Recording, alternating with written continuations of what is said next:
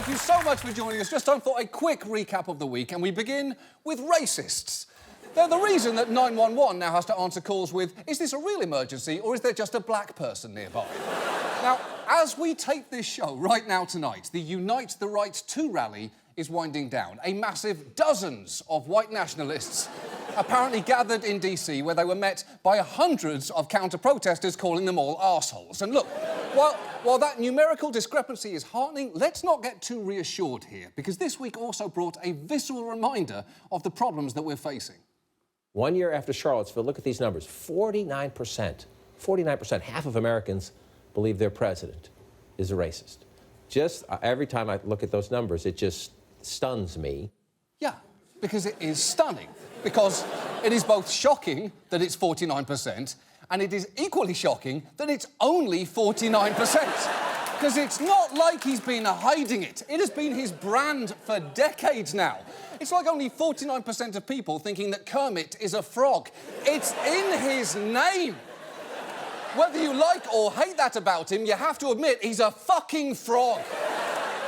Now, today's demonstration is just the culmination of a week in which America's regular dog whistle racism became uncomfortably loud. And perhaps there is no better example of this than Fox News host Laura Ingraham, who caused a real stir with this. In some parts of the country, it does seem like the America that we know and love doesn't exist anymore. Massive demographic changes have been foisted upon the American people. And they're changes that none of us ever voted for, and most of us don't like. Much of this is related to both illegal and, in some cases, legal immigration that, of course, progressives love. Wow. She just came right out and said it in a scripted commentary, straight down the camera, knowing her mic was on. No economic anxiety, no some of them are good people, just I don't want people who don't look like this here. You almost want to give her credit for honesty there and then deduct twice as much credit because she's just being honest about how racist she is.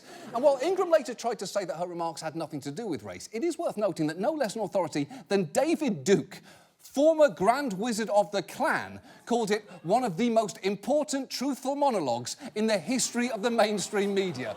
And when the former head of the Klan likes what you're doing, that should give you real pause. Let me put it this way. If immediately after this taping, Dr. Larry Nassar caught me in the hallway and said, "Hey man, love the show," I'd think long and hard about what the fuck I just said. But look, for now, let's move on.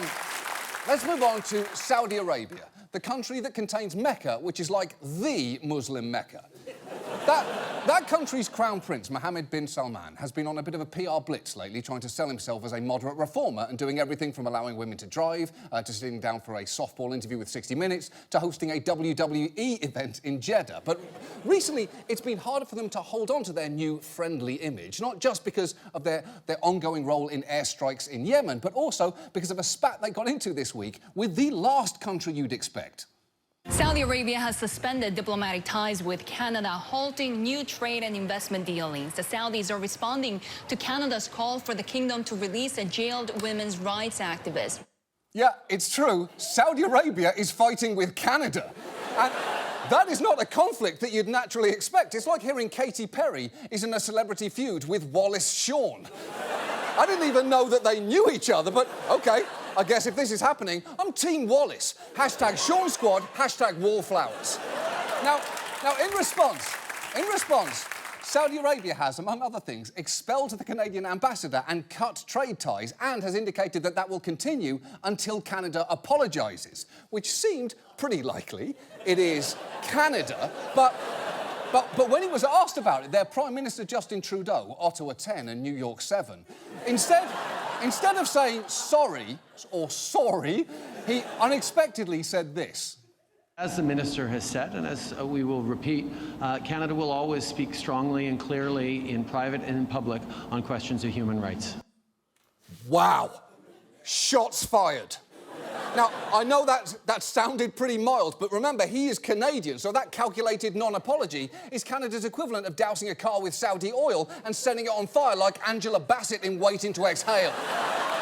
And after that non-apology, things escalated in perhaps the most inappropriate possible way. Saudi Arabia state media tweeted this now deleted graphic yesterday appearing to show an Air Canada airliner heading towards the Toronto skyline with text saying sticking one's nose where it doesn't belong. Holy shit! A plane flying toward a building as a threat is a bold move from Saudi Arabia. And while they later said it was only meant to suggest Canada's ambassador returning home, here's a little test to figure out if your meme might come off as a little 9/11-y. 1, is there a tower? 2, is there a plane flying toward that tower? And 3, am I Saudi Arabia? Because if the answer to all 3 of those questions is yes, the odds of people thinking of 9/11 are, I'd say, around 15 out of 19, give or take. Now, finally this week, Lithuania, or as it's more commonly known, I don't know, one of the Polands maybe. Now, Lithuania's capital city is Vilnius, and not many people know much about it, which is why it launched a daring tourism campaign this week. And I could tell you about it, but I think it's probably better that you just watch it for yourself.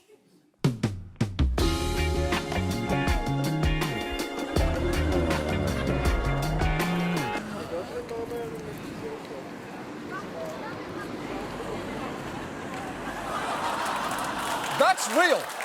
That is real. The new tourism campaign of Vilnius is Vilnius, the G-spot of Europe. And if you're thinking, why is Vilnius the G-spot of Europe, which admittedly sounds like a riddle on a popsicle stick you'd find in Roman Polanski's freezer, well, according to this actual poster from the campaign, it's because nobody knows where it is, but when you find it, it's amazing. And look, that logic, I've got to give it to them. That logic is incredible, but by that logic, it also means that Vilnius is the Waldo of Europe, the Jeremy Piven's hairline of Europe, and the ID channel of Europe. Did you know the ID channel has a show called Wives with Knives? And another one called Southern Fried Homicide? And another one called Bride Killer, that's killer with an A, all on ID. And I realise no one knows where that channel is, but when you find it, it's amazing. It's basically the Vilnius of basic cable. Now look, it's clearly a bold tone for an official tourism campaign, and some in the national government were not exactly thrilled with it for a very specific reason. The government chancellor was dissatisfied by the fact the advertisement of this campaign will be published on International Orgasm Day, as well as before the official visit of the Pope in Lithuania. OK, so first, don't worry about the Pope. He should be very into a G-spot campaign, since his main thing is believing in something no one can scientifically prove exists. And second, you did hear right, International Orgasm Day was actually on the 8th, and that means you forgot to call your mom again. But don't worry, you can just send her one of those happy belated Orgasm Day edible arrangements. That's what they're for. She'll love it. Now, will this tourism ad make people come? Literally or metaphorically? Well, no and no, respectively. But in a way, it's already worked, because do you think we were going to spend time talking about Lithuania tonight if they hadn't done this? Of course not. And that is why, if other cities are smart here, they will follow Lithuania's lead and come up with their own adults-only tourism slogans. Take a look. Tokyo, the prostate of the world. It takes some effort to get to, but it's worth it. San Francisco, the shower sex of America. Always a better idea in theory and wet in exactly the wrong way. Las Vegas, it's like the anus, and that it's objectively unattractive, and too many men refuse to shut up about that one time they went there. Oslo, Europe's clitoris. It's not so much that it's hard to find as that people have no idea what to do once they get there.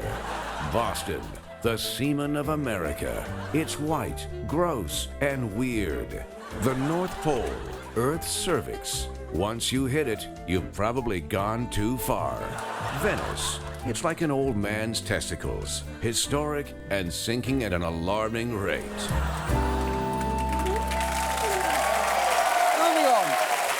So, our main story tonight concerns astroturfing, which sounds like a new teen trend of fucking artificial grass while eating Cascade pods. That's right, the teens have moved on from Tide. It's all about Cascade now.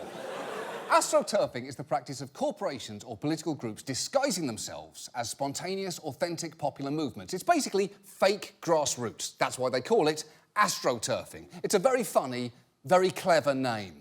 Now, you are probably familiar with astroturfing as a concept from seeing ads by groups with generic, populist-sounding names like Americans Against Food Taxes, delivering weirdly specific messages like these. Washington is talking about a new tax on juice drinks and soda. They say it's only pennies. Well, those pennies add up when you're trying to feed a family. Washington, if you're listening, what doesn't seem like much to you can be a lot to us. Tell Congress, no taxes on juice drinks and sodas. Now, it won't surprise you to learn that Americans Against Food Taxes was not started by regular Americans pooling their resources together to take out a large ad buy on national TV about their #1 problem priority, a proposed soda tax. No, it was a front group for the food and beverage industry, which makes a lot more sense. Soda companies have a lot of money, at least enough to convince LeBron James to pretend he drinks Sprite. Sprite! Diabetes you can taste. And while you might think, well, yeah, but that's obvious, I'd never fall for AstroTurf bullshit like that, don't be quite so sure, because with dark money surging in the wake of decisions like Citizens United, AstroTurf techniques are now becoming more sophisticated, effective and dangerous, and they are not going away. So tonight, we thought it might be useful to take a look at some of those techniques to help us better spot them in the future. And let's just start with the names themselves, because sometimes groups are created with deliberately misleading names. For instance, the group Save Our Tips, which purportedly speaks for waitstaff, is an anti-minimum wage increase group funded by restaurant owners. The National Wetlands Coalition worked on behalf of oil companies and real estate developers, and the American Council on Science and Health has been funded by, among other things, fracking interests, soda companies, e-cigarette companies, and chemical manufacturers. So it's pure, straight-up opposite world. It's like if this show was called Funny Time Happy Hour with Chuckle Hunk John Oliver. It's just demonstrably false. We can't back that shit up. And look, it's not always easy to spot exactly what a group's motive is, especially with an ad like this. Tony here, and I'm mad. What's with you people tossing money at the Humane Society of the United States? These HSUS losers aren't even affiliated with your local pet shelter. For more information, go to humanewatch.org. That is a very strange ad, because first of all, if you're going to have a talking dog, why would you make him such a gruff arsehole? Hey, I'm Tony and I'm mad. The Humane Society's a bunch of losers, and if you disagree, you can suck my dog dick. and second, who would take out an attack ad on the Humane Society? A rival, even humaner society? Puppy mills? Self-loathing dogs? It's impossible to say for sure. All I can tell you is that ad is the work of Rick Berman, a PR expert who's known in the industry as Dr. Evil. He is known for his defences of controversial products, from second-hand smoke to trans fats to payday loans. He's also created non-profit groups that have fought regulation of all of those things. In fact, it's one of those groups, the Centre for Consumer Freedom, which was credited on that Humane Society attack ad. So, is the Centre for Consumer Freedom a front group for Berman's corporate clients? Is it at all relevant that Rick Berman has shown up at events for the pork industry, an industry which has been targeted by the Humane Society in the past for the use of gestation crates, or, as Rick Berman insists on calling them, maternity pens? I can't say. I legally can't say. I want to, I badly want to, but I've been explicitly told I can't. You can probably guess, but I can't say it out loud. What I can say is that Berman rejects any accusation that he runs front groups for corporate clients, saying there is no front because there is total transparency, which is a little odd considering we don't know who's behind many of his campaigns. And that message of transparency does seem to significantly change whenever he's behind closed doors, because here is audio of Berman pitching his services to a group of oil executives. People always ask me one question all the time. He said, how do I know that I won't be found out as a supporter of what you're doing? We run all of this stuff through nonprofit organizations that are insulated from having to disclose donors. There's total anonymity. See? Transparency. But look, he is right. There is total anonymity. And just as a general rule, if the most common question you get asked is, how do I know no one will find out I'm doing business with you? That's not a great sign. It's the same privacy guarantee that Hardee's gives all of its customers. Don't worry, none of your friends, family or co-workers will ever find out that you've been doing this. Now, go and enjoy your monster thick burger before the horse meat gets cold. But astroturfing is more, way more, than just funneling money through non-profit front groups. Groups can also recruit questionable experts to lend their arguments credibility. There are multiple examples of this, but my favourite concerns a group called Citizens for Fire Safety. A few years back, health officials in California wanted to remove a requirement that furniture contained chemical flame retardants, as they had been linked to cancer. But Citizens for Fire Safety produced a burn surgeon, Dr. David Heimbach, who argued for keeping all of those flame retardant requirements by telling them a pretty memorable story. A 7-week-old baby was in a crib, laying on a fire retardant mattress on a non-fire retardant pillow. Mom put a candle in the crib. Candle fell over. The baby sustained a 50% burn. The entire upper half of her body was burned. Now, this is a tiny little person, no bigger than my Italian Greyhound at home. She ultimately died after about 3 weeks of pain and misery in the hospital. Now, that sounds horrifying, but there are some weird things about what he just said. First, I don't know why he felt the need to compare the size of a baby to his Italian Greyhound. Everyone knows what size a baby is.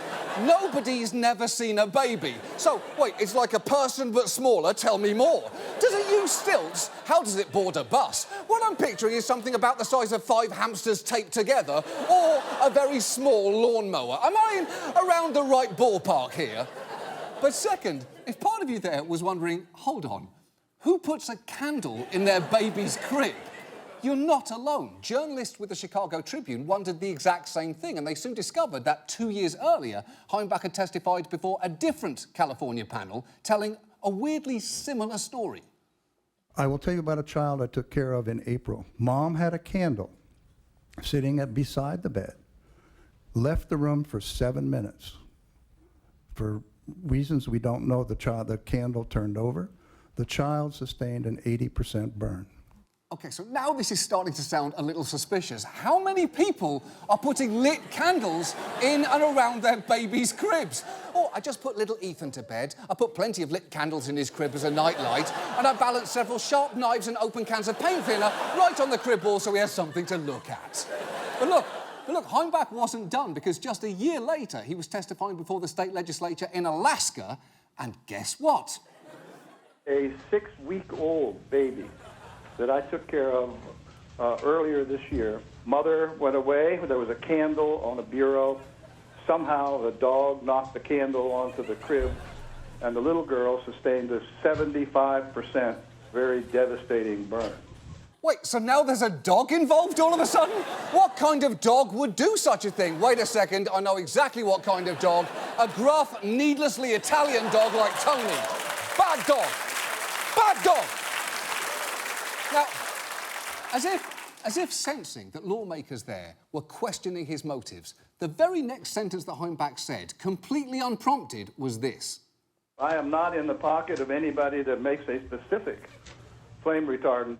Now, to be fair, he's actually right about that. He was not in the pocket of someone that made a specific flame retardant. He was, however, in the pocket of Citizens for Fire Safety, who paid him $240,000 for his help, and who, it turned out, only had 3 members, which were the 3 largest makers of flame retardants in the world. So I call it liar, liar, pants chemically incapable of catching on fire.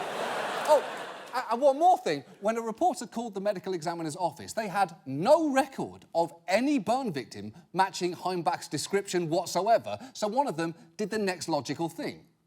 I thought the best thing to do was just to call him at home. I said, those kids you talked about, did they all die in your hospital?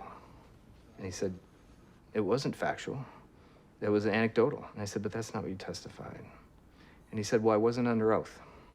OK.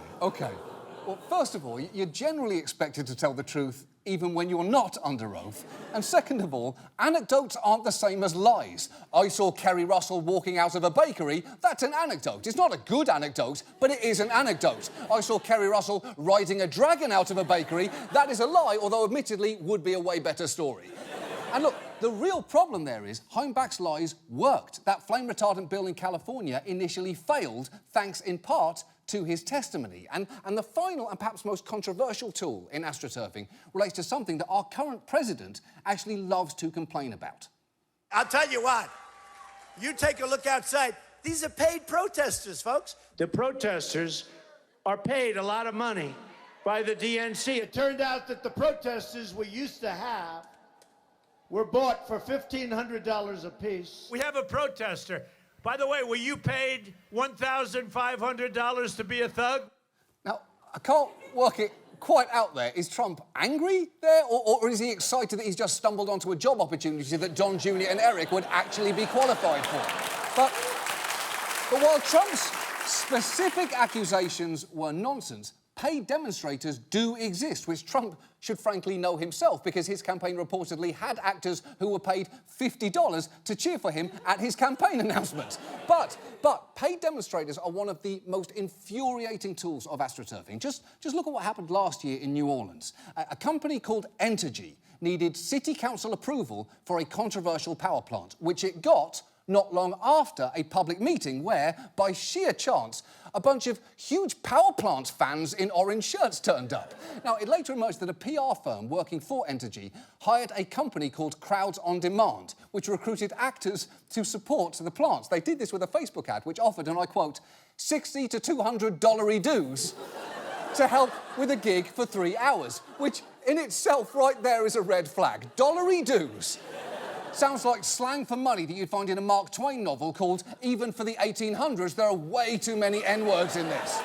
Now, Crowds on Demand even provided talking points, such as, folks, this is 2017, we had a boil water advisory here last month, and I'm tired of feeling like I live in a third world country. And it seems like some of the people there took those notes and ran with them.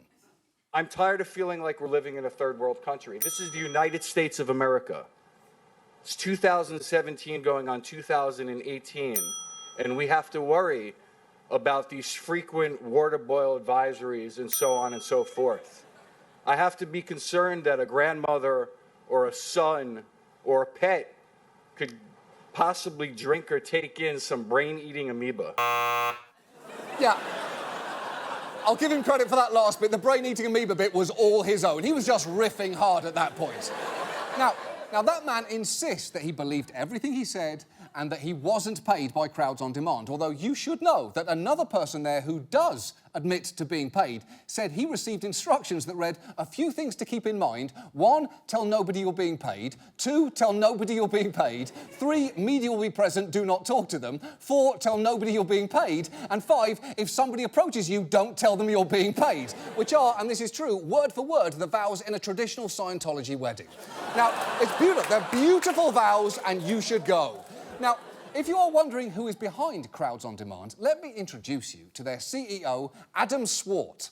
The answer to the question, what if a lukewarm bottle of Smirnoff Ice was a person? Now, he is pretty unrepentant about what his firm does. Have you ever provided protesters for an event? Of course. Demonstrators? Of course. Do you see anything wrong with that? Personally, no. Do you ever feel like you're tricking people, though, into getting behind something that they may have not gotten behind if they didn't see all this activity there? We don't trick people, we engage them. Yeah, but you engage them by tricking them, don't you? Both of those things can be true at the same time. It's like someone saying, I'm not masturbating in the middle of this Pinkberry, I'm just engaging the police department. You're actually doing both, and one doesn't make the other okay. Now, of course, Swart's whole ruse is predicated on people holding their nerve and not giving the game away in real time. But amazingly, that has happened. In the small town of Camarillo, I think the city needs a shakeup. citizens aren't shy about expressing their opinions. But one chilly Wednesday night in December, Prince Jordan Tyson? city officials say this man stood out. This case is clearly common sense. Because for 3 minutes, he told the city council what he later admits was a lie. So I'm just a concerned citizen coming up here and speaking to you. But he's not. He's a self-described struggling actor from Beverly Hills who goes by the name of Prince Jordan Tyson. Okay, no, I don't believe it. I do not believe it does anything about this face. This face. Say struggling actor from Beverly Hills to you. I'm sorry, this story just doesn't check out, but incredibly, it's true. Because while the notorious PJT initially claimed to be from the area, he soon had a crisis of confidence culminating in this. 40 minutes later, Tyson came back to the podium. Prince is back, man. For one of the strangest moments the city council has ever seen. I don't agree with the reason I'm here, and I was paid to be here. How much were you paid? $100. How much? $100. You fucking idiot, Prince! You just broke Crowds on Demand rules 1, 2, 4, and 5. Now you won't get those $100 dues, which could have gone toward changing your name to literally anything else, or getting a haircut that doesn't make you look like an al dente Owen Wilson. And look, when you add all of this together, fake groups hiring fake experts and fake crowds which manage to affect real-world change, it gets pretty dispiriting, and it can do real damage that goes way beyond the narrow issues that each group is trying to influence. The very existence of companies like Crowds on Demand mean that something authentic can now be tainted. In fact, conspiracy boards now regularly and wrongly cite Crowds on Demand as providing everything from paid protesters for Charlottesville to crisis actors for the Las Vegas shooting. And that is hugely dangerous, because the consequences of this cannot be that everyone assumes that anyone who doesn't agree with them is AstroTurf. You know, while skepticism is healthy, cynicism, real cynicism, is toxic. And because this problem isn't going away, it is now even more incumbent on us to use our judgment diligently. If the Ray Liotta of dogs is telling us the Humane Society is terrible, it's probably worth us all asking, why? Why? Who might have trained him? And what do they stand to gain? And unfortunately, until we find out a way to force AstroTurf groups to be more transparent and accountable, that's about all we can do right now. AstroTurfing is a serious threat to our public discourse, and it is critical that we are all much more aware of its dangers. And since AstroTurfers have left all their tools lying around, at the very least, we might as well use them to fight candlefire with candlefire and deliver a heartfelt message. We're all Americans, real people, definitely not actors. We're just a coalition of concerned doctors, mothers, teachers, and kidnappers. And we think you deserve the truth about AstroTurfers. Here are the facts. AstroTurfers are responsible for every shark attack in American history. Wonder where all the bees have gone? AstroTurfers shot him in the face. And according to the Bipartisan Institute of Factual Science Studies, every single AstroTurfer has killed at least one puppy with their bare hands. Or maybe not. We're not under oath. The point is, AstroTurfers set this baby on fire. That's not a doll. That's a real baby. No bigger than an Italian greyhound. Her name's Eleanor, and she likes 4 things. Her binky, her baba, corporate and political transparency, and not being on fire. And right now, Eleanor is over 4. And if you're not careful, one day an AstroTurfer is going to come to your house and light your baby on fire. Stop AstroTurfing. Paid for by Citizens for Fresher Orange Juice. That's our show. Thanks so much for watching. See you next week. Good night.